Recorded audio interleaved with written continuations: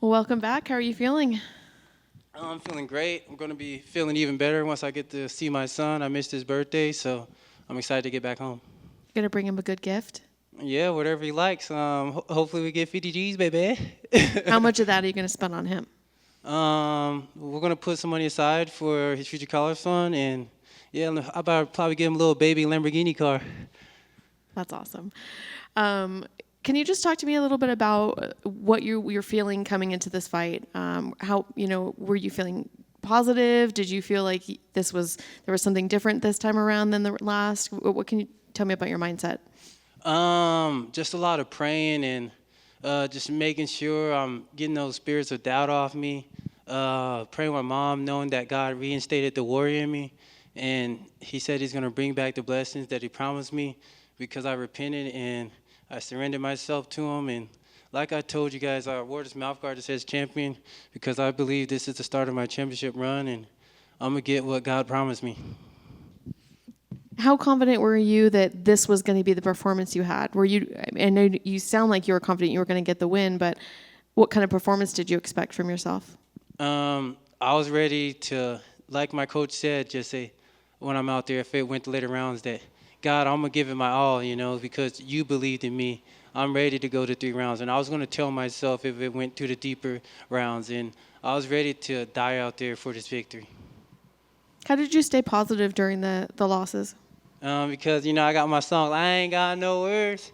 I ain't got no words. You seen money. I saw that extra money on the check, and like I said, I ain't got no words, man. You might fall sometimes, but the comeback's always gonna be better. They tried to dig the grave, and God rearrested my career, and we're back. And I know, obviously you're always going to have people online that say nasty things, but it seemed like you were getting a lot of it the last few times. How were you able to recover from that? How were you able to read those things and not feel down? Or were you?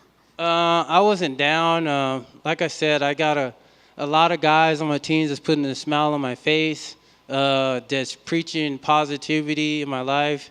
And just knowing as long as my family loves me, that's all the acceptance I need. I need acceptance from God, my family, and that's what I had to keep realizing. I don't need the fans to feel good. I need the ones that been there since day one and that's never going to leave my side, and that's what I'm cherishing, and that's what helped me push through. And what's next? I know UFC Boston's out, since that's next week.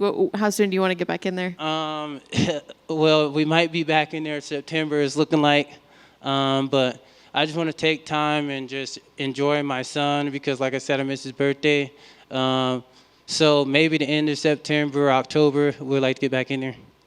Was there a conversation backstage about September? Is that why you say that? Yeah, Sean Shelby pulled up. He liked what I did, and yeah, they want me to fight that soon.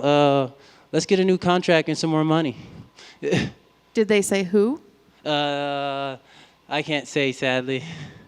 Can you give me a hint? Nah. I tried. Thank you. Terrance, What's up, brother? I saw you just said September and you can't say an opponent, but did they say the card? I mean, there's a couple of good cards on that during that month. I don't remember what card it was, but like I said, we're going to stay ready so we don't got to get ready. Awesome. And Jamal Hill and Kevin Holland were in attendance today supporting you.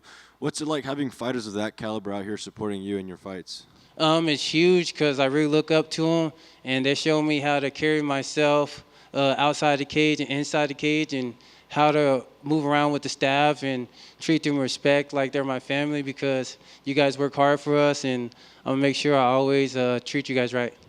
And I wanted to ask you about your last fight. There were some people kind of stirring up some controversy about maybe a fence grab that led to a sequence where obviously you lost the fight. I want to see, what'd you make of that? I agree. I watched the fight. Soon as you guys saw me, soon as I got on his leg, I was from up to when he grabbed the fence a little bit lower and then completely onto my butt.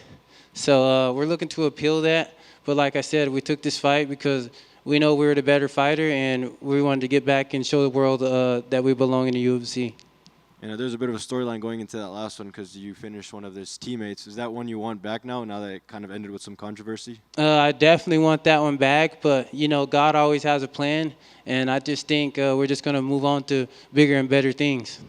And what message do you think this fight you just did today send out to the rest of the lightweight division? That I come to fight, and I'm always going to look to involve. And shout out to HB, that's the gang, and shout out to my coach Suge, shout out to Eric Sands, and shout out to Justin Adams, our team supreme, and we'll fight anyone. We all run together. Awesome. Thank you. Terrance, congratulations. And you've grown a lot since you and I last spoke. And I'm impressed and very proud of you. From what I watched, I'm going to honestly say you're protected. It was incredible to see not only your performance, but the energy around you. How do you feel now from what you just accomplished? I feel amazing because I got to see the growth. I got to feel comfortable out there. I didn't feel panic. I didn't feel like I just had to keep swinging for his head. And my coach said, keep your eyes open. What do you got to fear, you know? You got God behind you.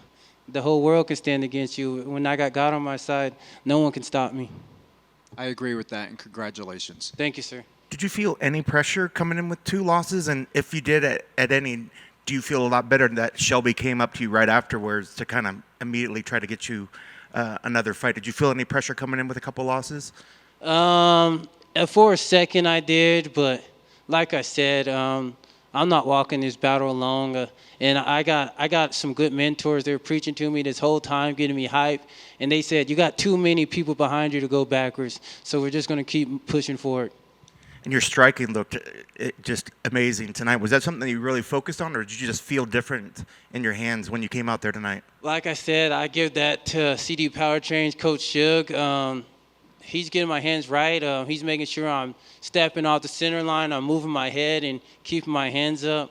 And we continue to grow together. And we're getting more comfortable. And you guys are going to see that as we keep doing more camp together and fights. And last for me, the body shots paid a lot of dividends. It looked like you were really trying to work the midsection. What was the game plan for him coming in tonight?